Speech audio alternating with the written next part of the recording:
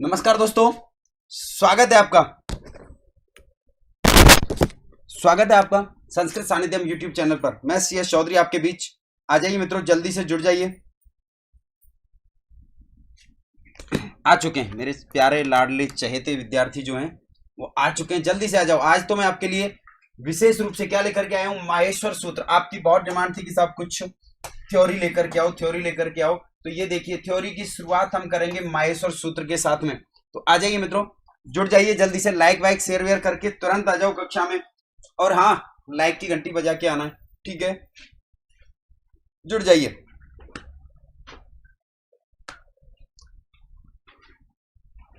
आ जाइए मित्रों, शुरू कर रहे हैं क्लास को। लाइक शेयर करना आपकी अपनी नैतिक जिम्मेदारी, उसका निर्वहन करें।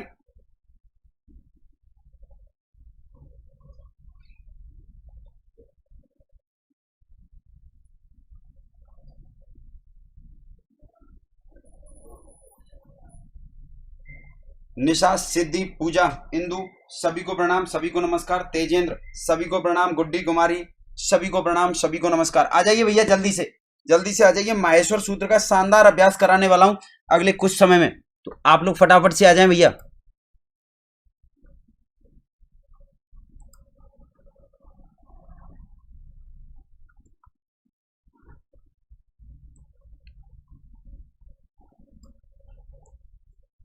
पूजा, सिद्धि, निशा, तेजेंद्र सभी को प्रणाम, सभी को नमस्कार। आ जाइए भैया। अनजान नमस्कार, पवन किरार नमस्कार, राधे राधे। प्रियंका, विकास, किरण सागवान सभी को प्रणाम, सभी को नमस्कार।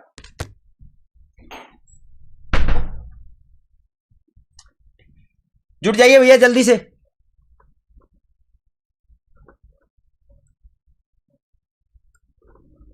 हर हर गंगे, तेजेंद्र भैया राधे राधे। चलिए मित्रों, माहेश्वर सूत्रों की बात करना बिल्कुल अब शुरू कर देता हूं। 8:03 हो चुके हैं, तो ज्यादा समय आपके खराब नहीं करने वाले हैं। तुरंत से शुरू हो जाइए। हम बात करेंगे आज मित्रों माहेश्वर सूत्र का परिचय। माहेश्वर सूत्र क्या है, कैसे उनकी उत्पत्ति हुई, कितनी संख्या होती है। पहले माहेश्वर सूत्रों को जानेंगे, उसके बाद में उनसे हुए जुड़े हुए तथ्यों की जानकारी करेंगे। बारीक से बारीक चीज आप तक पहुंचाई जाएगी, जिससे आप इस विषय को कंटिन्यू कर सकें। और आपको पता है ना, माहेश्वर सूत्र तो प्राण है यार। बिना प्राणों के जिस तरीके से शरीर का कोई महत्व नहीं है, उसी तरीके से माहेश्वर सूत्र जो है वो व्याकरण के, संस्कृत व्याकरण के प्राण हैं। इनके बिना संस्कृत का कोई महत्व नहीं रह जाता है। चलिए मित्रों, आ जाइए, जुड़ जाइए जल्दी से। मैं शुरू करने जा रहा हूं आज की क्लास। और हाँ, इसके साथ आपके सामने सानिध्यम सीरीज की तीनों पुस्तकें, अब तक 3 पुस्तकें आ चुकी हैं। रीड के लिए, स्पेशली रीड के लिए संस्कृत सानिध्यम। इसमें थ्योरी, ऑब्जेक्टिव, पिछली साल के पेपर, टीचिंग मेथड और इसके साथ साथ में 5 मॉडल पेपर हैं। संस्कृत सानिध्यम रीड के लिए वस्तुनिष्ठ है, जिसमें लगभग 3200 प्रश्न हैं और 15 मॉडल पेपर उपलब्ध हैं। और तीसरी और सबसे महत्वपूर्ण, ये तो दोनों किताबें केवल रीड बेस्ड हैं, लेकिन सानिध्यम संस्कृत व्याकरण, ये किताब आपको बताएगी कि संस्कृत व्याकरण को सरलतम रूप कैसे दिया जा सकता है। सरलतम रूप में आप संस्कृत को पढ़ना, सीखना, समझना चाहते हैं तो निश्चित से भैया आपको क्या करना है, निश्चित आपको इस किताब का अध्ययन कर लेना चाहिए। चॉइस आपकी है। बात करते हैं भैया सीधी की सीधी किसकी, माहेश्वर सूत्रों पे। टॉपिक पे आ जाओ बिना समय खराब करे भैया। शुभी नमस्कार, मधु, प्रियंका, डैडी यानी राधे राधे, हेमा राधे राधे, सभी को प्रणाम। चलिए, फर्स्ट ग्रेड संस्कृत का सिलेबस डाल दो, बिल्कुल चैनल पर डाल दूंगा बेटा। नमस्कार, चैनल पर डाल दिया जाएगा।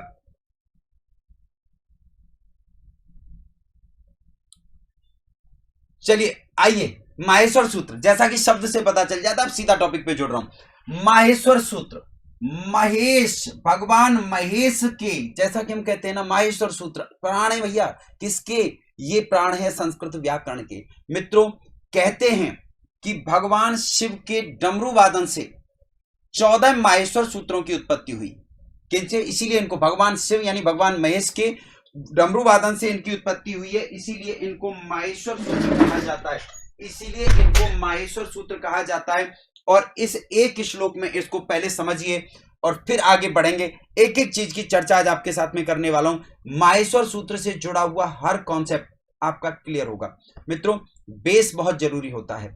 संधि प्रकरण पढ़ना है तो माहेश्वर सूत्र से बनने वाले प्रत्याहारों का ज्ञान बहुत जरूरी है। एक तरफ हम प्रत्याहार को रटने बैठ जाते हैं, रटना नहीं है। अगर आपने माहेश्वर सूत्र सीख लिए और माहेश्वर सूत्रों से प्रत्याहार बनाना सीख लिया तो आपको रटने की आवश्यकता नहीं पड़ेगी। तेजेंद्र भैया हर बुक स्टोर पर मिलेगी, नहीं तो मेरे टेलीग्राम चैनल पर नंबर डला हुआ है, वहां से ले सकते हो। कहा भैया, पहले एक कारिका दी हुई, पढ़ो इसको। क्या कहा कि नृत्तावसाने नटराज राजो, नटराज राज कौन है बताओ? भगवान शिव, भगवान शिव।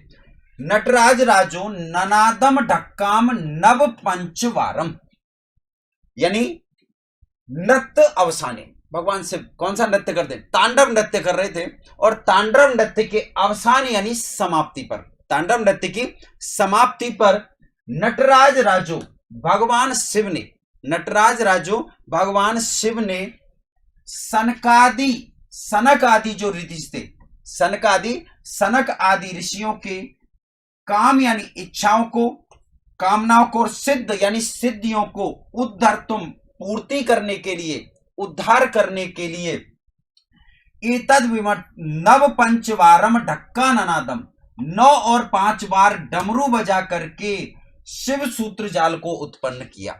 यानी आप इसको यूं समझिए कि फिर अर्थ बता रहा हूं कि नृत्यावसाने, कौन? भगवान नटराज अर्थात भगवान शिव ने नृत्यावसाने, तांडव नृत्य की समाप्ति हो जाने पर नव पंचवारम ढक्का निनादम, 9 और 5 बार, यानी पहली बार में 9 और दूसरी में 5 बार, 9 और 5 बार ढक्का यानी डमरू की, ननाद यानी घोष से, गूंज से, ध्वनि से किसकी उत्पत्ति की?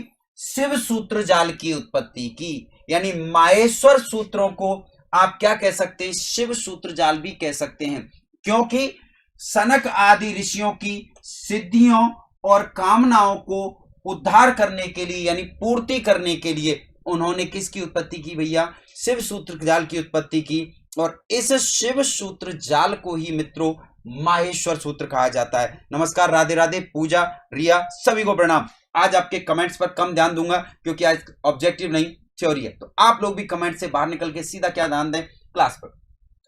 तो इसीलिए मित्रों इन माहेश्वर सूत्रों को क्या कहा जाता है? शिव सूत्र जाल भी कहा जाता है। क्या कह सकते हैं? इन माहेश्वर सूत्रों को शिव सूत्र जाल भी कहा जाता है। क्यों? क्योंकि ये भगवान शिव के डमरू से उत्पन्न हुए। और डमरू कैसे बजाया इसको याद रखना, इसको आपको याद रखना है। ढक्का ननादम नव पंचवारम, ननादम ढक्काम नव पंचवारम, ढक्का यानी डमरू को 9 और 5 के रूप में बजाने पर इन माहेश्वर सूत्रों की उत्पत्ति हुई। अब 9 और 5 का मतलब क्या हुआ? 9 + 5 = 14, यानी कितने माहेश्वर सूत्रों की उत्पत्ति हुई भैया? मित्रों यहां पर 14 माहेश्वर सूत्रों की उत्पत्ति हुई। अब माहेश्वर सूत्रों को किस किस नाम से जाना जा सकता है और क्यों, पहले चर्चा कर लेते हैं, उसकी माहेश्वर सूत्रों पर बाद में चलेंगे। ठीक है, क्या कहा कि इनको शिव सूत्र जाल भी कहा जा सकता है, जैसा कि आपके सामने इन्हीं माहेश्वर सूत्रों को मित्रों, इन्हीं माहेश्वर सूत्रों को वर्णवेद, क्या वर्णवेद भी कहा जा सकता है। यहां इस वेद शब्द को समझ लेना। वर्णवेद का मतलब होता है, ये जो वेद शब्द है ये विद धातु के साथ में घय प्रत्यय से निष्पन्न हुआ है। और इसका अर्थ क्या है? विद धातु के साथ घय प्रत्यय से अर्थ निष्पन्न हुआ है, जिसका अर्थ होता है ज्ञान। तो यहां वेद शब्द का मतलब क्या हुआ? ज्ञान।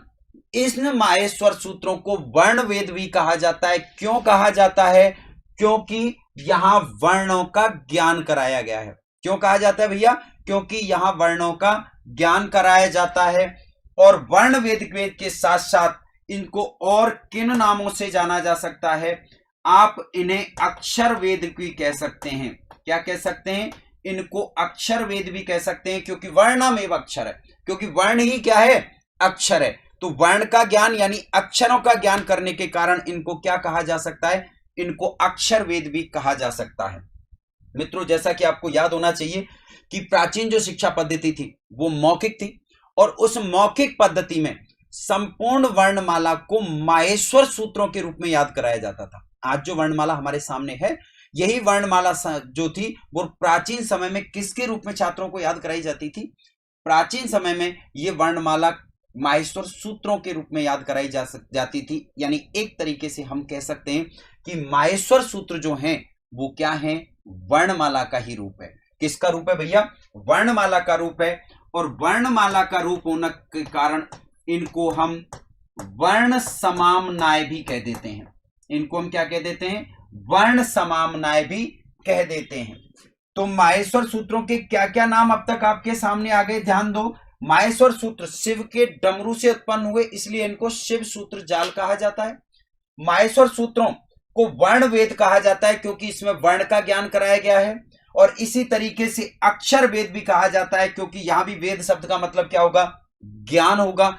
तो यहां पर इनमें वर्ण ही अक्षर है, तो अक्षरों का ज्ञान कराने के कारण इनको क्या कहा जाता है भैया? अक्षर वेद भी कहा जाता है। इनमें संपूर्ण वर्णमाला दी हुई है, और संपूर्ण वर्णमाला दी हुई है तो इनको वर्ण समामनाय कह सकते हो। वर्ण समामनाय के साथ साथ इनको क्या कहा जा सकता है? इनको अक्षर समामनाय भी कह सकते हो। इनको क्या कह सकते हैं आप? वर्ण समामनाय भी कह सकते हैं, और वर्ण समामनाय के साथ साथ अक्षर समामनाय भी कहा जा सकता है क्योंकि वर्ण ही अक्षर है।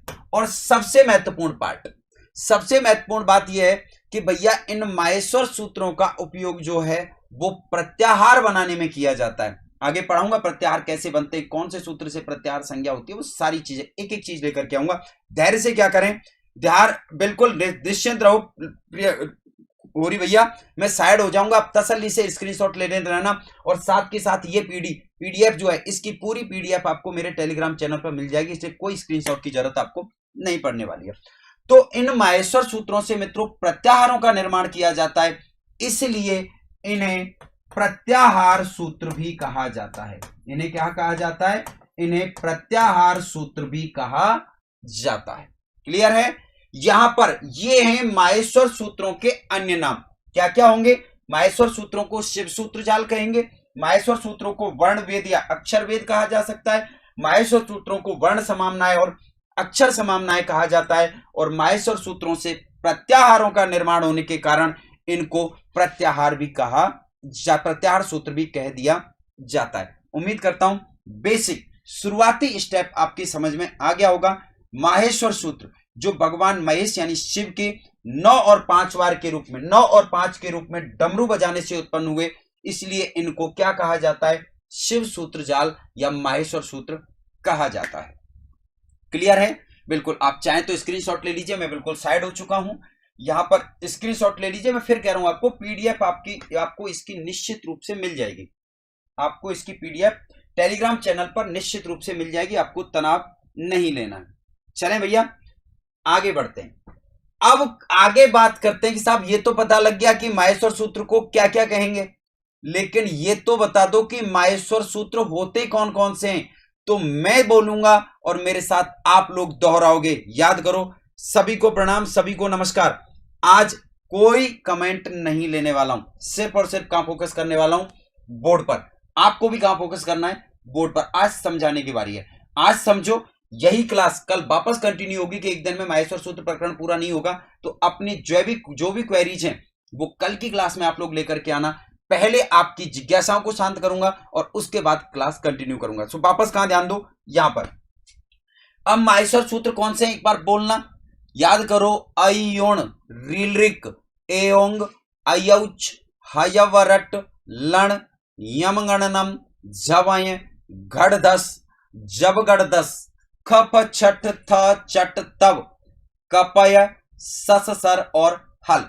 कुल मिलाकर के इन माहेश्वर सूत्रों की संख्या 14 है। और 14 कौन से हैं?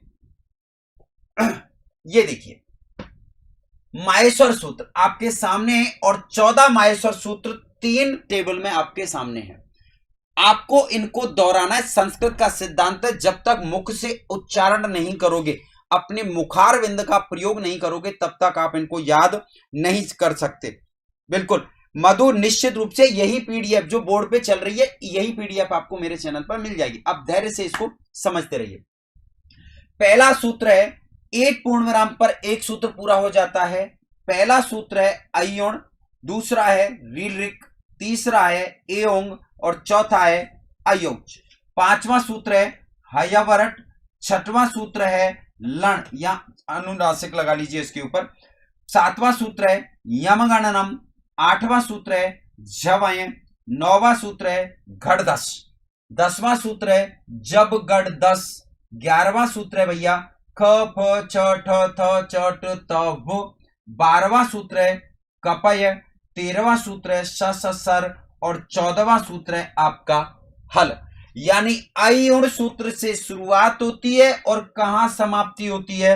हल पर समाप्ति होती है। किस पर समाप्ति होती है? हल पर समाप्ति होती है। इसीलिए आपको इनका उच्चारण करना है। कई बार क्या होता है, जैसे ही हमें सूत्र शब्द सुनाई देता है ना तो हमारा दिमाग ठनक जाता है कि साहब भैया सूत्र है तो हमें याद होना ही नहीं है। मित्रों ध्यान से देखो, कुछ नहीं है, केवल और केवल वर्णमाला है।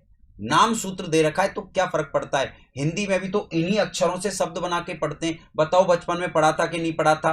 नल, हल, कल, जल, फिर पढ़ते थे जलज, कमल, मदन, गगन, फिर पढ़ा सरपट, नटखट, झटपट, चटपट। तो ये सारे शब्द, इनका कोई विशेष अर्थ नहीं था, फिर भी तो हम इनको पढ़ ही रहे थे ना। तो यहां भी वो शब्द वर्ण ही है और कुछ भी नहीं है। चलिए मित्रों, हमने बात की माहेश्वर सूत्र और कहा भैया कि इनकी उत्पत्ति किससे हुई? शिव के डमरू से हुई। किससे हुई? शिव के डमरू से इनकी उत्पत्ति हुई है। लेकिन आपसे अगर प्रश्न ये पूछा जाता है कि इन माहेश्वर सूत्रों के रचयिता कौन है, तो भैया इनके रचयिता भगवान शिव को नहीं माना जाएगा। इनके रचयिता कौन है? माहेश्वर सूत्रों के प्रणेता कह सकते हो, रचयिता कह सकते हो। कौन है? पाणिनि। कौन है भैया? माहेश्वर सूत्रों के प्रणेता कौन है? आचार्य पाणिनि हैं। ध्यान रखना है, माहेश्वर सूत्रों के प्रणेता रचनाकार कौन है?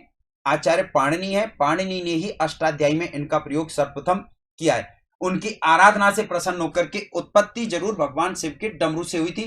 तो उत्पत्ति तो हुई किससे? ननादम डक्काम नवपंचवारम। और रचयिता कौन माने जाएंगे? आचार्य पाणिनि। कौन माने जाएंगे भैया? आचार्य पाणिनि। चलिए अब आइए, वापस सूत्रों को मेरे साथ दोहराओ और बोलो। अयोण पहला सूत्र, अब मैं नंबर नहीं बोल रहा हूं, केवल सूत्र बोल रहा हूं। अयोण, रीलृक, एओंग, अयौच, हयवरट, लण, यमगणनम, जवय, गढ़दस, जबगढ़दस, खप छठ थ चट तप। थोड़ा सा बड़ा है लेकिन एक साथ ही बोलना है। खप छठ थ चट तब, कपय, सस सर और हल। जब तक बोलोगे नहीं तब तक होंगे नहीं। मेरे साथ बोलो, मेरे साथ उच्चारण करो, तभी आपका उद्धार होने वाला है। अगर उद्धार करना है तो क्या करने पड़ेंगे? उद्धार करना है तो उच्चारण तो करना पड़ेगा। उच्चारण तो करना पड़ेगा। फिर से बोलो। अयोण, रीलृक, मैं बोल रहा हूं मेरे बात दोहराओ। अयोण, अइउण, रीलृक, एओंग, अयौच, हयवरट, लण, यमगणनम, जवय, गढ़दस, जबगढ़दस, ख फ छ ठ थ चट तब। बोलो। ख फ छठ थ चट तब, कपय, सस सर और हल। मजा तो तब आएगा जब क्या होगा? मजा तब आएगा जब आप मेरी तरह फ्लो में बोलोगे। अयोण, रीलृक, एओंग, अयौच, हयवरट, लण, यमगणनम, जवय, गढ़दस, जबगढ़दस, खप चट तब, कपय, सस सर और हल। ये 14 क्या है? ये 14 मित्रों माहेश्वर सूत्र हैं। ये 14 मित्रों क्या हैं? माहेश्वर सूत्र हैं। बिल्कुल, शायद मुझसे उसमें ये लग गया। Okay, thank you. ये देखो मेरे अच्छे बच्चे बहुत समझदार हैं। एक भी त्रुटि होती है तुरंत से पकड़ लेते हैं। एक भी त्रुटि होती है, ये लीजिए ठीक कर दिया है। वैसे दोनों शब्द पढ़ने में मिल जाएंगे आपको, दोनों शब्द मिलते हैं। अब यहां आगे के 5 मिनट है वो बहुत महत्वपूर्ण है। मित्रों ये जो माहेश्वर सूत्र हैं, इन माहेश्वर सूत्रों में जो अंतिम वर्ण है, माहेश्वर सूत्रों का जो अंतिम हल वर्ण है, वो अंतिम हल वर्ण कैसा होता है? वो अंतिम हल वर्ण इत संज्ञक होता है।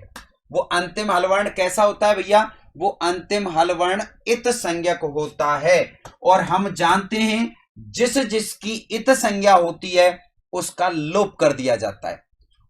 उसका क्या कर दिया जाता है? लोप कर दिया जाता है। तो प्रत्येक सूत्र के अंत में देखो अयुण, यहां अंत में क्या आया हुआ है? ण। हयवरट अंत में क्या आया हुआ है? टे। सॉरी इधर आ जाओ। रिलृक, कै, एओंग, ङे, अयौच, श।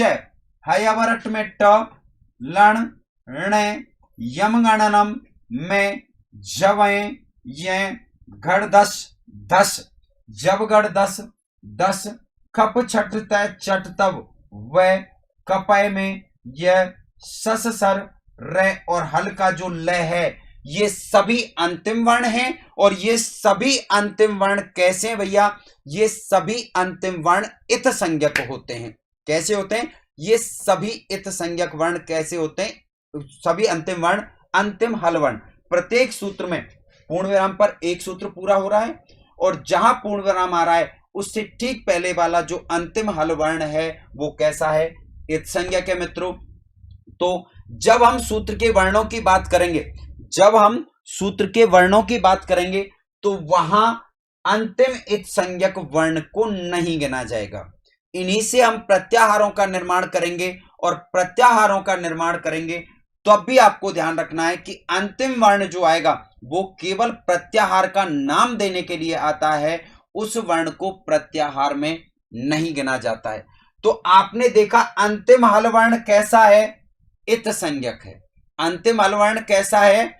इत संज्ञक है। अंतिम हल वर्ण इत संज्ञक है। तो अब प्रश्न उठता है कि जब अंतिम वर्ण की इत संज्ञा की जा रही है तो अंतिम हल वर्ण के रूप में कुल कितने वर्णों की इत संज्ञा हुई? तथ्य लिखाऊंगा लेकिन पहले समझ लेना, आगे एक एक चीज आपको बोर्ड पे नोट कराऊंगा। अंतिम इत संज्ञक वर्णों के रूप में कितने वर्णों की इत संज्ञा हुई? तो प्रत्येक सूत्र में अंतिम इत वर्ण कैसा है? इत संज्ञक है। तो 14 सूत्र हैं तो इत संज्ञक हल वर्ण कौन से भैया?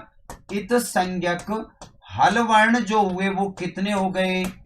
14 हो गए। कैसे हो गए? 14 हो गए। काम की चीज ध्यान रखना। अंतिम हल की बात कर रहा हूं, कुल इत संज्ञक की बात मैंने नहीं किया। कमेंट आप लोगों के आ रहे हैं, बिल्कुल मैं देख रहा हूं। तो अंतिम इत संज्ञक हल वर्ण कितने हैं? इत संज्ञक हल वर्णों की संख्या कितनी रहेगी? इत संज्ञक हल वर्णों की संख्या रहेगी 14। इत संज्ञक हल वर्णों की संख्या कितनी रहेगी? 14 रहेगी भैया। फिर देखिए इत संज्ञक हल वर्ण, इत संज्ञक हल वर्ण, हल यानी व्यंजन, कितने हैं? 14। प्रत्येक सूत्र में अंत में आने वाला हल जो है वो कैसा है? इत संज्ञक है। कैसा है? इत संज्ञक है। लेकिन इसके साथ साथ जो ये छठवां सूत्र है ये अति महत्वपूर्ण है। इस छठवें सूत्र में जो लौ है उस लौ में एक स्वर विद्यमान है। कौन सा? ए। उपदेश से अजनुनासिक इत, मैं बताऊंगा अभी आगे आपको। उपदेश से अजनुनासिक इत सूत्र से ये जो ए है वो ए भी कैसा है? इत संज्ञक है। वो ए भी कैसा है? इत संज्ञक है। आप फिर ध्यान दीजिए, अंतिम हल वर्ण 14 है तो 14 हल वर्ण इत संज्ञक है। लेकिन यहां लण सूत्र में जो अस्वर है वो स्वर भी कैसा है? इत संज्ञक है। वो स्वर भी कैसा है भैया? इत संज्ञक है। तो हम कह सकते हैं ना कि इत संज्ञक अजवर्ण कितने होंगे? इत संज्ञक अजवर्ण कितने हैं भैया? एक होगा। और इस तरीके से कुल इत संज्ञक वर्ण कितने हो जाएंगे? 15 हो जाएंगे। कुल इत संज्ञक वर्ण कितने हो जाएंगे? 15। बिल्कुल प्रियंका, संजू सही कह रहे हैं। कुल कितने हो जाएंगे भैया? 15 हो जाएंगे। तो तीन अलग अलग प्रश्न हैं।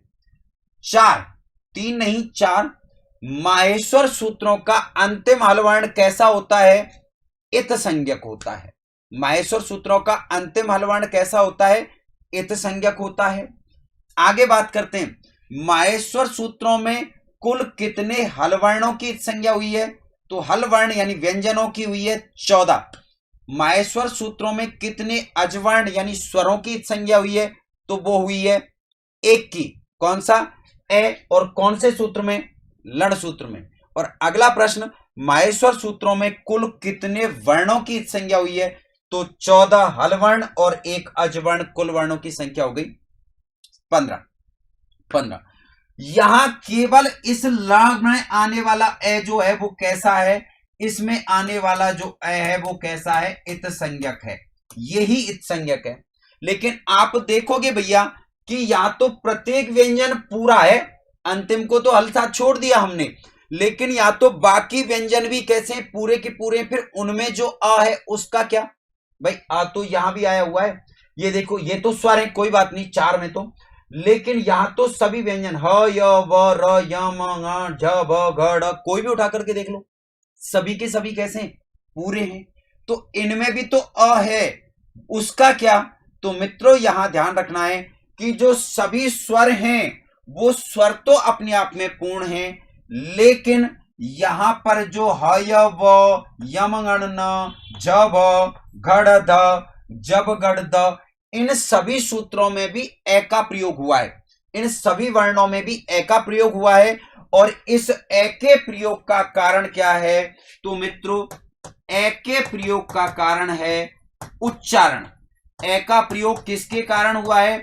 ए का प्रयोग उच्चारणार्थ है, वहां पर सभी जगह इत संज्ञा नहीं होगी, बल्कि जो व्यंजन आए हुए जो हल वर्ण, ध्यान रखना ये बहुत महत्वपूर्ण है। हम क्या करते हैं, दिमाग में सेट है कि माहेश्वर सूत्रों से संबंधित कोई प्रश्न पूछा जाता है तो इत संज्ञा कर दो, जैसे प्रश्न था कि माहेश्वर सूत्रों में अंतिम वर्ण किसका की क्या होती है, इत संज्ञा हो जाती है सब।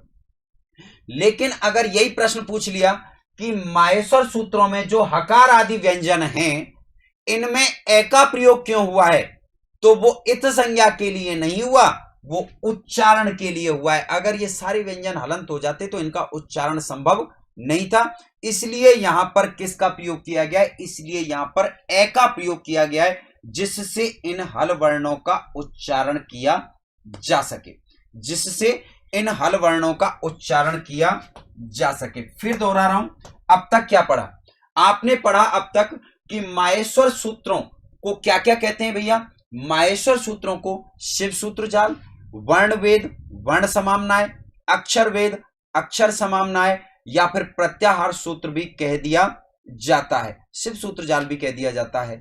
ठीक है, अब इन माहेश्वर सूत्रों में कुल कितने सूत्र हैं, तो ये रहा माहेश्वर सूत्रों में कुल सूत्र हैं 14। कितने? 14। इन माहेश्वर सूत्रों में प्रत्येक सूत्र का जो अंतिम वर्ण है, प्रत्येक सूत्र का अंतिम वर्ण कैसा है? अंतिम हल वर्ण इत संज्ञक है। प्रत्येक सूत्र का अंतिम हल वर्ण जो है वो इत संज्ञक है। और इस तरीके से देखी जाए तो अंतिम हल वर्ण के रूप में कितने वर्णों की इत संज्ञा हुई है? अंतिम हल वर्ण के रूप में 14 वर्णों की इत संज्ञा हुई है। अंतिम हल वर्ण के रूप में कितने वर्णों की इत संज्ञा हुई है? 14 वर्णों की। लेकिन इसके साथ साथ जो छठवां सूत्र है, कौन सा? लण। इस लण में जो ये अनुनासिक ए है, चंद्रबिंदु लगा रहा है, और आपने एक सूत्र पढ़ा होगा, मैं आगे लिखाऊंगा उसको, उस सूत्र से उपदेश से अजनुनासिक इत, यानी उपदेश अवस्था में अनुनासिक अच जो होता है उसकी भी इत संज्ञा हो जाती है। और इससे इस लौ में, किसमें? इस लौ में विद्यमान जो ये अनुनासिक ए है वो भी कैसा हो गया? इत संज्ञक। तो माहेश्वर सूत्रों में इत संज्ञक स्वर कितने हो गए? स्वर यानी अजवर्ण कितने हो गया?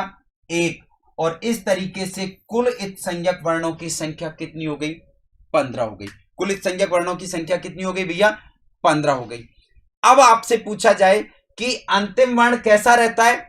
इत संज्ञक रहता है, लेकिन बाकी जगह पर ये जो यम ङ झ भ घ ध, इनमें भी अकार का प्रयोग हुआ है, तो उस अकार का प्रयोग जो है वो उच्चारण के लिए हुआ है, इत संज्ञा के लिए नहीं हुआ। इत संज्ञा के लिए केवल और केवल छठवें सूत्र लण में जो अनुनासिक ए है उसका ही प्रयोग हुआ है। बाकी सभी जगह ए का प्रयोग किसके लिए हुआ है?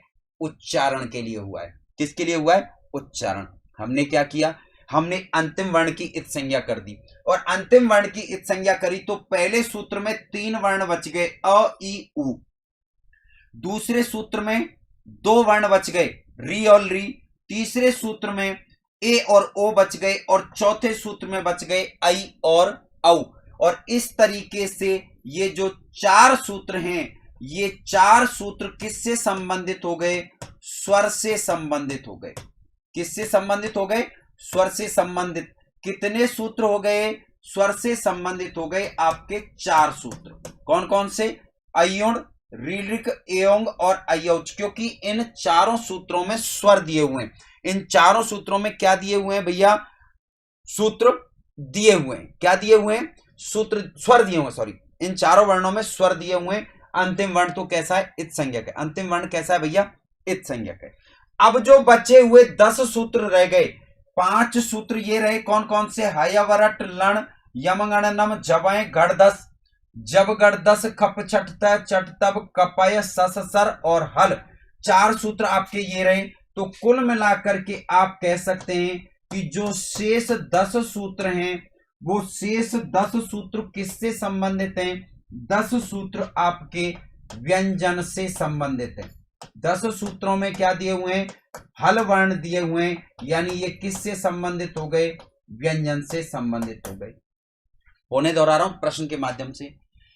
माहेश्वर सूत्रों की कुल संख्या कितनी है? 14 है।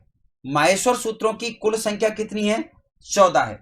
माहेश्वर सूत्रों में स्वरों से संबद्ध कितने सूत्र हैं? तो स्वरों से संबद्ध 4 सूत्र हैं, अयुण, रीलिक, एयोंग और अयौच।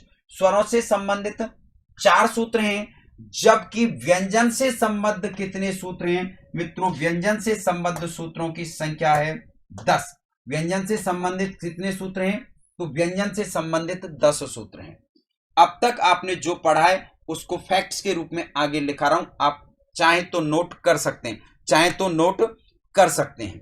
अभी बहुत कुछ बाकी है, अभी बहुत कुछ बाकी है, लेकिन ये वाला पार्ट जो है वो फुल हो गया है, तो इसलिए अब तक इसको पूरा कर लेते हैं। नेक्स्ट खाली स्लाइड पे एक बार चर्चा करते हैं और एक एक चीज आपको वापस लिखा रहा हूं।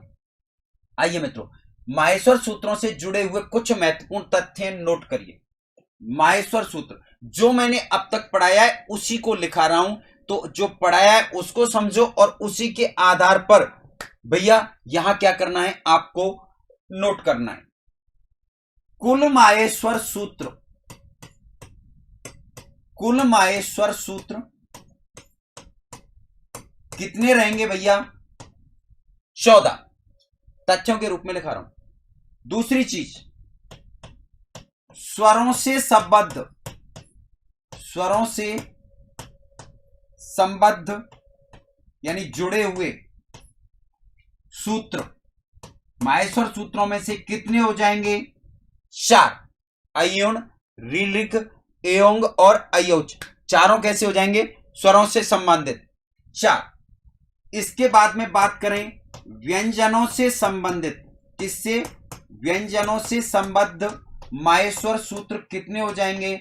व्यंजनों से संबंधित माहेश्वर सूत्र हो जाएंगे भैया 10। तो कुल 14, स्वरों से संबंधित 4 और व्यंजनों से संबंधित कितने हो गए? 10। व्यंजनों से संबंधित 10 हो गए। ये हमने पढ़ा था कुल की संख्या वाली। अब बात करते हैं इत संज्ञा की। अब बात करते हैं किसकी? इत संज्ञा की। तो नोट करो, माहेश्वर सूत्रों में, माहेश्वर सूत्रों में अंतिम हलवर्ण, अंतिम हलवर्ण कैसा होता है भैया? इत संज्ञक होता है। अंतिम हलवर्ण कैसा होता है? इत संज्ञक होता है। तो फिर इत संज्ञक हलवर्ण कितने हो गए? इत संज्ञक, इधर आ जाओ, इत संज्ञक हलवर्ण कितने हो गए? इत संज्ञक हलवर्ण हो गए आपके अंतिम वर्ण। सूत्र 14 थे, तो इत संज्ञक वर्ण हलवर्ण कितने हो गए? 14। कितने हो गए? 14। फिर हमने कहा कि भैया इत संज्ञक, इत संज्ञक अजवर्ण, अजवर्ण का मतलब समझ रहे हो ना भैया? अजवर्ण यानी कि स्वर कितने हो गए? एक। एक कितने हो गए? एक।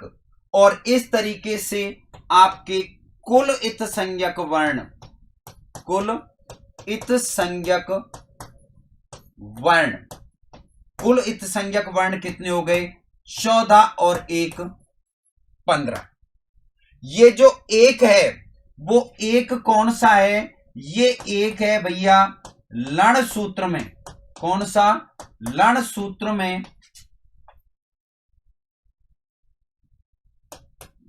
लौ में विद्यमान,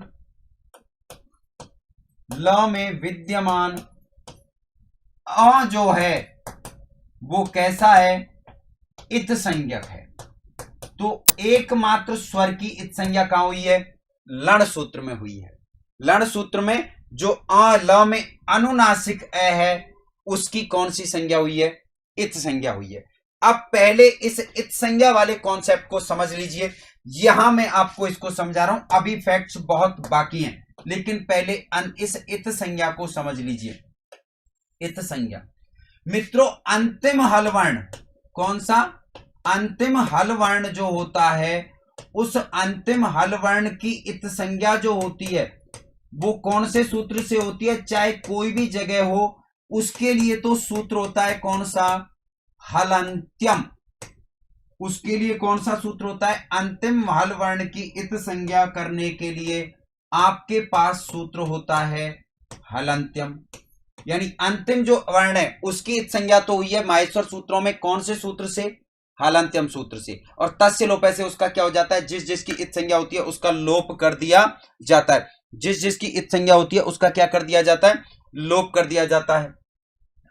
और जो ए हो रहा है कौन सा ए? ये रहा लण में विद्यमान लकार में जो ए था वो ए जो है इस ए की इत संज्ञा कौन से सूत्र से हुई है?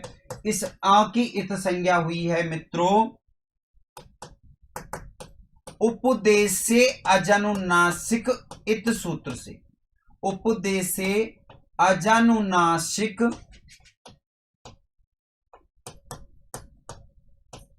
इत यानी कि उपदेश अवस्था में अनुनासिक अच। कैसा अच? अनुनासिक स्वर जो होता है वो इत संज्ञक होता है। क्या यहां तक की बात समझ में आई? आगे बहुत सारी चीजें हैं, बच्चे बहुत आगे चल रहे हैं, बिल्कुल सब एक्सपर्ट हो। मैं तो बहुत कुछ सिखाने वाला हूं, आपको देख के लग रहा है आप तो सब कुछ सीखे हुए हो। तो भैया यहां दो सूत्रों का प्रयोग हुआ, दो सूत्रों से अंतिम हलवर्ण के लिए तो 14 जो हलवर्णों की संज्ञा की है वो तो किससे हो गई? हलंत्यम सूत्र से। और लण सूत्र में जो विद्यमान ए था कौन सा? लण सूत्र में जो ए था उसकी इत संज्ञा हुई किससे? उपदेश से अजनुनासिक इत सूत्र से। उपदेश से अजनुनासिक इत सूत्र से इसकी भी कौन सी संज्ञा हो गई? इत संज्ञा हो गई। अब अगला प्रश्न आता है कि साहब आपने कुल तो बता दिए लेकिन इत संज्ञा से जुड़े हुए कुछ एक प्रश्न और भी रह जाता है।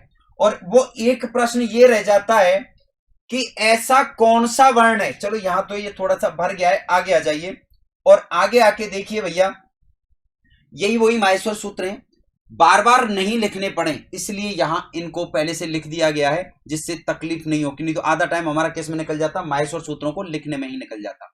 अब आप देखिए तो इन माहेश्वर सूत्रों में कौन सा वर्ण ऐसा है, आपसे पूछ रहा हूं, जिसकी 2 बार इत संज्ञा हुई है? ऐसा कौन सा वर्ण है जिसकी 2 बार इत संज्ञा हुई है? सूत्र सारे पढ़ लो, ध्यान रखना इत संज्ञा केवल और केवल अंतिम हलवर्ण की होगी या फिर लण सूत्र में विद्यमान लकार में जो अनुनासिक अ है इसकी होगी, बाकी की नहीं होगी। तो प्रश्न को ठीक से समझो और बताओ भैया कि माहेश्वर सूत्रों में से कौन सा सूत्र वर्ण ऐसा है जिसकी 2 बार इत संज्ञा हुई है? हमने कह दिया कि सब अंतिम हलवर्ण इत संज्ञक होता है, तो बिल्कुल फारिन ने कहा है भैया ऋण। नमस्कार नमस्कार दद्दू, नमस्कार सिद्धि ऋण। बिल्कुल भैया आप देखोगे तो यहां पर ऋण वर्ण ऐसा है, देखो एक बार तो ये रहा ऋण और दूसरी बार लण सूत्र में भी ऋण विद्यमान है, तो ऋण वर्ण ऐसा है जिसकी 2 बार इत संज्ञा हुई है। ण वर्ण ऐसा है जिसकी 2 बार इत संज्ञा हुई है। कौन सा वर्ण है? अण वर्ण ऐसा है जिसकी 2 बार इत संज्ञा हुई है। ये भी आपको ध्यान में रखना है। क्लियर हुआ कि नहीं हुआ? अब कई बार मन में आएगा कि साहब आप तो एक बात बताओ, ण यहां भी तो आ रहा है ना, तो 3 हो गए।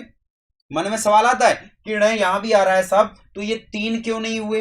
ये 3 इसलिए नहीं हुए भैया कि ण जो है वो अंत में आएगा तभी इत संज्ञक रहेगा।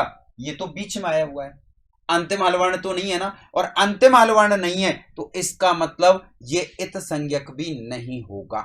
अंतिम हलवर्ण नहीं है तो मित्रों ये इत संज्ञक भी नहीं होगा, क्योंकि इत संज्ञा जो होगी वो केवल और केवल किसकी होगी? अंतिम हलवर्ण की होगी, या फिर लण सूत्र में जो लकार में विद्यमान ए है उसकी इत संज्ञा होगी, बाकी की इत संज्ञा नहीं होनी है। तो कई बार कंफ्यूजन होती है। चलो बजा भैया, पटाखे खूब बजा। किसने कहा? अनजान कह रहा है ह वर्ण का 2 बार उपदेश हुआ है। आऊंगा अभी, वर्णमाला पर पहुंचा ही नहीं हूं। जब वर्णमाला पर पहुंचूंगा तो इस बात को भी बताऊंगा कि भाई कौन से वर्ण का 2 बार उपदेश हुआ है। बिल्कुल आप सही कह रहे हो कि ह वर्ण का 2 बार उपदेश होता है, लेकिन वो अभी आगे। तो फिलहाल क्या ये चीजें समझ में आई? क्या ये चीजें समझ में आई? तो मित्रों आपने अब तक माहेश्वर सूत्र कितने होते हैं, स्वरों से संबंध कितने होते हैं, और व्यंजन से जुड़े हुए कितने होते हैं, कौन से वर्ण, कौन सा वर्ण ऐसा है जिनकी इत संज्ञा होती है, और कौन से स्वर की इत संज्ञा होती है, कौन से हल वर्ण की इत संज्ञा होती है, कौन से वर्ण की 2 बार इत संज्ञा होती है, ये सारी चीजें आपने पढ़ी। इसी के साथ साथ कुछ छोटी छोटी चीजें और। इन माहेश्वर सूत्रों में एक है वर्ण ऐसा है भैया जिसका 2 बार उपदेश हुआ है। एक है वर्ण ऐसा है जिसका मित्रों 2 बार उपदेश हुआ है। एक तो ह ये रहा और एक ह ये रहा। तो इन माहेश्वर सूत्रों में से कौन से वर्ण का 2 बार उपदेश हुआ है वर्ण का 2 बार उपदेश। दोनों अलग अलग चीजें हैं। इत संज्ञा होने का मतलब होता है जिसकी इत संज्ञा होती है उसका लोप हो जाता है। तो इत संज्ञा वाला वर्ण तो 2 बार कौन सा है? ण है। और उपदेश होना यानी प्रयोग होना कौन सा वर्ण है? तो है वर्ण ऐसा है जिसका यहां पर 2 बार प्रयोग हुआ है। कौन सा भैया? 2 बार आया है, बाकी कोई भी वर्ण 2 बार नहीं आया। अब आप ये मत कह देना कि साहब ण भी तो आया है, 1 2 3 बार आ गया। ये 2 बार जो आया ना वो तो किस में आया है? इत संज्ञक के रूप में आ रहा है। इस तरीके से तो देखो यह यहां भी आ गया और यह यहां कपय में इत संज्ञक भी हो गई। रे आ गया, रे यहां इसमें भी आ गया, और इसके साथ साथ ये हयवरट र यहां भी आ गया ना। इत संज्ञक को नहीं गिनना है, केवल जिसका 2 बार आया हुआ है उसी को गिन रहा है। तो यहां पर 2 बार है का प्रयोग हुआ है और किसी भी वर्ण का 2 बार उपदेश नहीं हुआ है। इसके साथ साथ मित्रों, इसके साथ साथ आप देखोगे कि माहेश्वर सूत्रों के अनुसार, किसके अनुसार? माहेश्वर सूत्रों के अनुसार जो अंतस्थ वर्ण हैं उनका क्रम होता है। देखो 5वें सूत्र में य व र आ रहे हैं और 6वें सूत्र में क्या आ रहा है? ल आ रहा है। तो अंतस्थ वर्णों का जो क्रम है माहेश्वर सूत्रों के अनुसार वो है य व र और ल। हिंदी में ये क्रम भिन्न होता है। हिंदी में होता है यर लव, हिंदी में होता है यर लव, लेकिन हमें संस्कृत की बात कर रहे हैं तो संस्कृत के लिए किसको आधार बनाओगे? संस्कृत के लिए मित्रों माहेश्वर सूत्रों को ही आधार बनाना है। संस्कृत के लिए माहेश्वर सूत्रों को आधार बनाना है। और माहेश्वर सूत्रों में इनका जो क्रम है वो कौन सा है भैया? माहेश्वर सूत्रों में इनका जो क्रम है वो है य व र और ल। ये किसके अनुसार है? माहेश्वर सूत्रों के अनुसार अंतस्थ वर्णों का क्रम हो गया। इसी तरीके से अगर ऊष्म वर्णों की बात की जाए तो मित्रों ऊष्म वर्णों का मतलब है श श श और ह। तो देखिए 13वें सूत्र में तो तीनों स आए हुए हैं और 14वें सूत्र में क्या आया हुआ है आया हुआ है। तो इस दृष्टि से आप कह सकते हैं कि माहेश्वर सूत्रों के अनुसार ऊष्म वर्णों का जो क्रम है वो क्या होगा? स स स है होगा। ऊष्म वर्णों का जो क्रम होगा भैया वो क्या होगा? स स स और है होगा। तो क्या ये क्लियर हुई? बिल्कुल, यहां तक आपको विशेष रूप से ध्यान में रखना है। तो आइए हमने जो महत्वपूर्ण तथ्य लिखे थे उनमें इन 2 चीजों को और जोड़ देते हैं। यहां हमने लिखा कुल माहेश्वर सूत्र 14, स्वरों से संबंध सूत्र 4, व्यंजनों से संबंध सूत्र 10। माहेश्वर सूत्रों में अंतिम हलवर्ण कैसा होता है? इत संज्ञक होता है। इत संज्ञक हलवर्ण कितने हैं? 14। और इत संज्ञक अजवर्ण कितने हैं? 1। वो भी कौन सा है? लण सूत्र में लौ में विद्यमान ए इत संज्ञक है और कुल इत संज्ञक वर्ण कितने हो गए? 15 हो गए। अंतिम हलवर्ण की इत संज्ञा कौन से सूत्र से हुई है? हलंत्यम से हुई है। और लण में विद्यमान जो लकार में अ है अनुनासिक है, उसकी इत संज्ञा किससे हुई है? उपदेश से अजनुनासिक इत सूत्र से। इसके अलावा हमने आज क्या पढ़ा? तो मित्रों अगला महत्वपूर्ण तथ्य, अगला महत्वपूर्ण तथ्य लिखिए, माहेश्वर सूत्रों में, किसमें? माहेश्वर सूत्रों में ण वर्ण, कौन सा? ण वर्ण की 2 बार इत संज्ञा हुई है। ण वर्ण की 2 बार इत संज्ञा हुई है और कोई भी वर्ण ऐसा नहीं है जिसकी 2 बार इत संज्ञा होती हो। और इसी तरीके से माहेश्वर सूत्रों में, माहेश्वर सूत्रों में ह वर्ण का, किसका? ह वर्ण का 2 बार उपदेश हुआ है। ह वर्ण का 2 बार उपदेश हुआ है। ण की 2 बार इत संज्ञा और है वर्ण का 2 बार उपदेश हुआ है। दोनों अलग अलग प्रश्न हैं, दोनों अलग अलग प्रश्न हैं। आप बाकी चीजें यहां पढ़ चुके हो तो यहां क्लियर है। एक महत्वपूर्ण तथ्य जो हम यहां नहीं लिख पाए उसको लिख लो कि माहेश्वर सूत्रों में, माहेश्वर सूत्रों में हकार आदि हल वर्णों में, हकार आदि हल वर्णों में ए का प्रयोग, किसका प्रयोग? अ जो है उसका प्रयोग उच्चारणार्थ हुआ है। उसका प्रयोग किसके लिए हुआ है? ए का प्रयोग मित्रों उच्चारणार्थ हुआ है। मैं अंडरलाइन कर रहा हूं, भूल मत जाना, उच्चारणार्थ हुआ है। सभी जगह इत संज्ञा के लिए नहीं है, केवल लण सूत्र में जो है वो ही इत संज्ञा के लिए है। वही किसके लिए? इत संज्ञा के लिए। ये हो क्या रहा है? अच्छा चलो कोई बात नहीं, लगे रहो तुम लोग, पढ़ते रहो, सीखते रहो, समझते रहो। है का 2 बार उपदेश, ण वर्ण की 2 बार इत संज्ञा और है वर्ण का 2 बार उपदेश या प्रयोग हुआ है। इसी के साथ साथ माहेश्वर सूत्रों के अनुसार, किसके अनुसार? माहेश्वर सूत्रों के अनुसार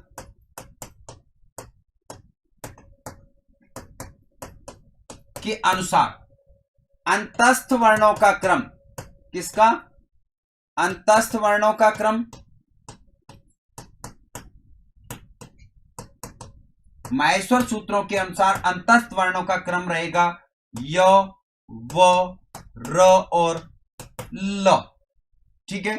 और माहेश्वर सूत्रों के अनुसार ही ऊष्म वर्णों का क्रम, किसका क्रम? ऊष्म वर्णों का क्रम रहेगा भैया श, श, स और ह। ये भी ध्यान में रखना है। अब तक बहुत चीजें बाकी हैं। अभी तो आपको ना तो मैंने ये बताया कि माहेश्वर सूत्रों के अनुसार वर्णमाला कितनी होती है, माहेश्वर सूत्रों के अनुसार स्वर कितने होते हैं, वो सारी चीजें आपके लिए लेकर के आऊंगा। लेकिन अभी पता ही नहीं चला कब 8:50 हो गए और ना आज आप लोगों से बात कर पाया। तो मित्रों आपको यहां एक एक तथ्य को ध्यान में रखना है। जैसे ही टॉपिक पूरा होगा, अभी नहीं होगा, कल होगा, कल नहीं होगा तो परसों होगा, लेकिन बिल्कुल तसल्ली से एक एक तथ्य को समझते हुए और फिर उसको नोट करते हुए आप नोटबुक लेके बैठना। इस प्रकरण को कंटिन्यू करेंगे, समझेंगे। अच्छा होगा कि कल की क्लास में जब आप आओ तो मित्रों माहेश्वर सूत्रों से जुड़े हुए अपने प्रश्न लेकर के आना। अब तक जो पढ़ा है, आगे हालांकि निश्चित है कि आप जो प्रश्न लेकर के आओगे ना उनका समाधान मैं स्वतः ही करा दूंगा, फिर भी आप लोग माहेश्वर सूत्रों से जुड़े हुए प्रश्न लेकर के आना और इनको याद करके आना, क्योंकि प्रत्याहार बनाना सीखेंगे, बहुत सारी चीजें सीखेंगे, तो वो केवल और केवल भैया तब संभव है जब आपको माहेश्वर सूत्र याद हैं, जब आपको माहेश्वर सूत्र याद हैं। अभी क्योंकि समय हो चुका है अगली क्लास का, तो आज को विदा दीजिए। आपको उम्मीद करता हूं ये मेरी छोटा सा प्रयास समझ में आएगा, पसंद आएगा और आप निश्चित रूप से मेरा उत्साह बढ़ाएंगे। चलिए मित्रों, जुड़े रहिए मेरे साथ। आज आप लोगों से बहुत ज्यादा बातें नहीं कर पाया, लेकिन फिर भी आगे कल आपके कमेंट्स लूंगा और आपसे पूछूंगा इनसे जुड़े हुए प्रश्न। वर्णमाला में किस तरीके से इनका प्रयोग है, वर्णमाला से संबंधित प्रश्न अगर माहेश्वर सूत्रों से आते हैं तो उनका जवाब क्या क्या देना है। सबके लिए जुड़ना ना भूलें, कल शाम 8 बजे संस्कृत सानिध्यम यूट्यूब चैनल पर। अभी के लिए शुभ रात्रि।